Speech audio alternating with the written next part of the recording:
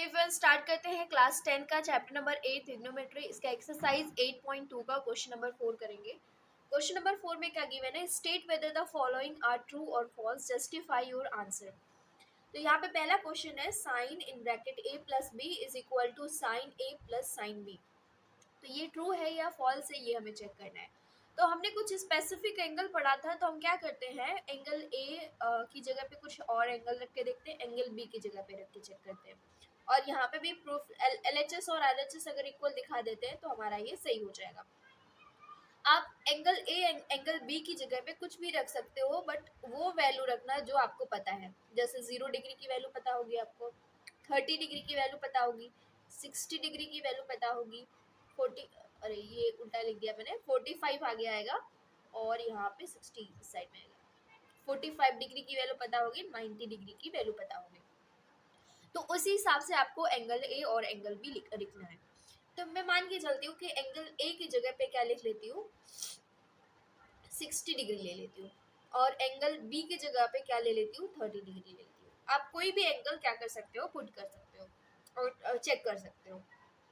तो यहाँ पे कितना हो जाएगा, साइन ए प्लस बी मतलब 60 degree plus 30 degree equal to sine A की जगह पे क्या रखा हमने, 60 डिग्री प्लस, और बी की जगह पे हमने क्या रखा, 30 डिग्री। तो यहाँ पे 30 डिग्री रखेंगे, दोनों को सॉल्व करेंगे, पता करेंगे दोनों की वैल्यू सेम है कि नहीं। तो ये कितना हो रहा है, साइन 90 डिग्री। अगर इसकी वैल्यू हम पुट करें तो ये कितना होता है, √3 डिवाइड बाई 2, और इसकी वैल्यू पुट करें तो 1/√2। यहाँ पे आगे सॉल्व करेंगे, साइन 90 की वैल्यू कितनी होती है, 1 होती है। इसको सॉल्व करेंगे, नीचे डिनोमिनेटर सेम है तो 2 रखेंगे, और जैसा वैल्यू ऊपर है वैसा ही हम लिख देंगे। क्या ये दोनों इक्वल आए, नहीं। तो ये दोनों इक्वल नहीं है, इसका मतलब हमारा जो स्टेटमेंट है वो क्या है, रॉन्ग है, ये है फॉल्स। आप कोई और वैल्यू रख के चेक करके देख सकते थे। हाँ, हो सकता है किसी किसी एंगल पे वो सेम आ जाए, बट हमें पूरा चेक करना है कि हर एक एंगल पे क्या आना चाहिए, सही आना चाहिए। ओके, नेक्स्ट क्वेश्चन देखेंगे। The value of sine theta increases as theta increases.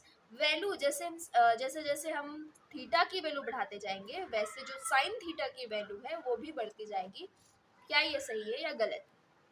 अब थीटा की वैल्यू तो अलग अलग हो सकती है, साइन 25 डिग्री हो सकता है, लेकिन उसकी वैल्यू तो हमें पता नहीं है। तो हमें जिसकी वैल्यू पता है उसको ही हम लेकर चलेंगे।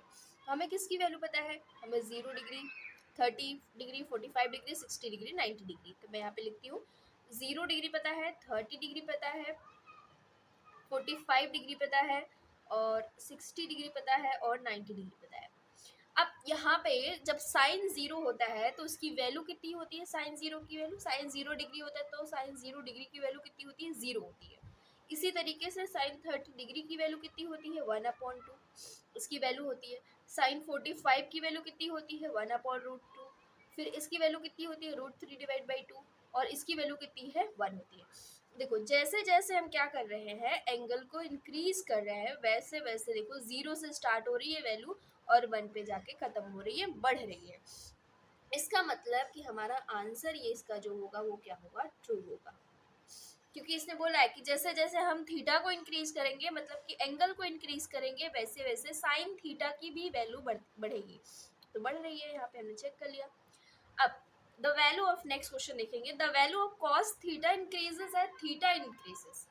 यहाँ पे क्या दिया हुआ है, जैसे जैसे हम थीटा को बढ़ाएंगे वैसे वैसे जो वैल्यू है किसकी, कॉस थीटा की, वो भी बढ़ेगी। तो देख लेते हैं बढ़ रही है कि नहीं बढ़ रही है।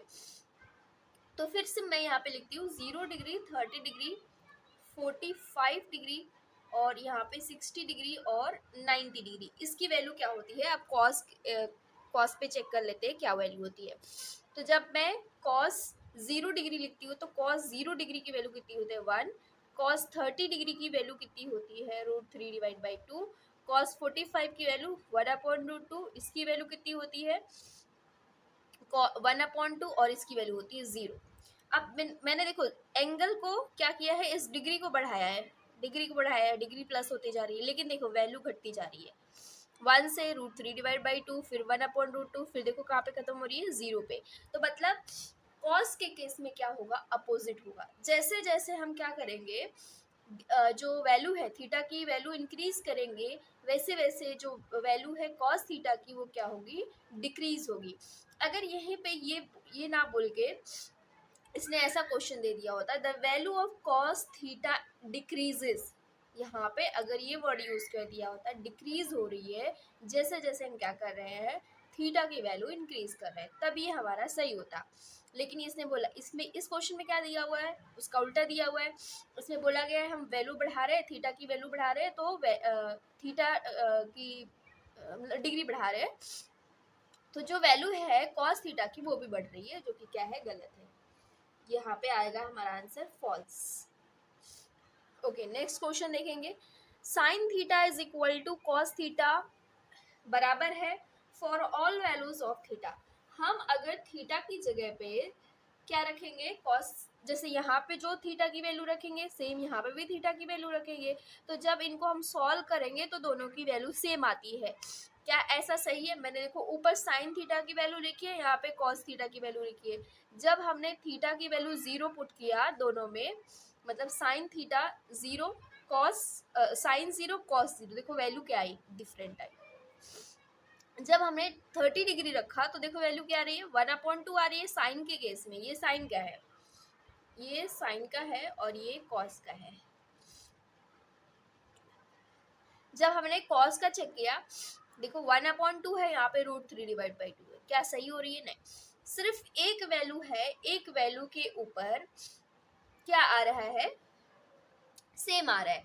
कब? जब हम थीटा की वैल्यू क्या रख रहे हैं, 45 डिग्री रख रहे हैं, तब जाके वैल्यू क्या आ रही है, दोनों सेम आ रही है। यहाँ पे भी 1/√2, यहाँ पे भी 1/√2। बाकी किसी भी वैल्यू पे, किसी भी थीटा की डिग्री पे जब हम थीटा की जगह पे जब रख रहे हैं एंगल, सेम नहीं आ रहा है। तो यहाँ पे बोला गया है all values, for all values. अगर यही ना देके इसने ऐसा बोल दिया होता कि थीटा की जगह हम जब 45 रखते हैं तो क्या ये दोनों इक्वल है, तब हमारा सही होगा। लेकिन इसने सभी वैल्यू के ऊपर पूछ लिया, तो ये हमारा क्या है, फॉल्स है। हमारा ये भी आंसर फॉल्स है। ओके, नेक्स्ट क्वेश्चन देखेंगे। Cot is not defined for angle A is equal to 0 degree. जब हम एंगल को ए की जगह पे 0 डिग्री रखेंगे तो क्या होता है, नॉट डिफाइंड। नॉट डिफाइंड कब होता है, जब इस तरीके से कुछ सिनारियो बन जाए, 1/0 बन जाए, तो ये होता है नॉट डिफाइंड। क्या यहाँ पे जब हम एंगल कॉट ए की जगह पे कॉट 0 डिग्री रखेंगे तो क्या ऐसा होता है, तो हमने टेबल में पढ़ा है होता है, लेकिन मैं एक बार बता देती हूँ यहाँ पे कैसे। जैसे कॉट ए है, इसका फॉर्मूला क्या होता है, अगर मैं पूछूँ साइन एंड कॉस के टर्म में, क्योंकि हमें इसकी वैल्यू ज़्यादातर याद रहती है, तो इसको मैं कैसे लिख सकती हूँ, इसका फॉर्मूला होता है कॉस ए अपॉन साइन ए, ये होता है। अब मुझे एंगल ए की जगह पे क्या रखना है, एंगल ए की जगह पे 0 डिग्री, तो कॉस 0 डिग्री डिवीजन में साइन 0 डिग्री। अब यहीं पे आप चेक कर लो, कॉस 0 डिग्री की वैल्यू कितनी है, 1, और यहाँ पे साइन 0 डिग्री की वैल्यू कितनी है, 0। तो ये 1/0 क्या हो गया, नॉट डिफाइंड। इसका मतलब हमारा ये आंसर क्या है, ट्रू है। यहाँ पे बोला भी गया है जब cot A is not defined for angle A is equal to 0 degree, तो ये सही है।